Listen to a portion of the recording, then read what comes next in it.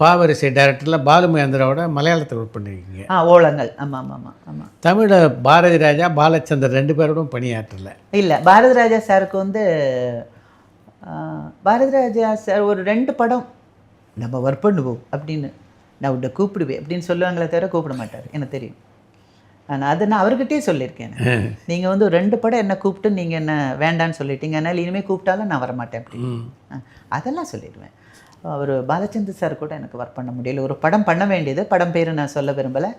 But பேசிகிட்டு இருக்கும்போது இன்னொருத்தங்க வந்து பேசணும்போது அந்த அனந்து அவங்க ஃபோன் பண்ணிவிட்டு, அம்பிகா இதாம்மா விஷயம் அப்படின்னா, சரி பரவாயில்ல சார் விட்டுடுங்க. அப்படியா? ஆமாம், ஒரு படம் பண்ண வேண்டியது, பெரிய படம் பண்ண வேண்டியது போயிடுச்சு.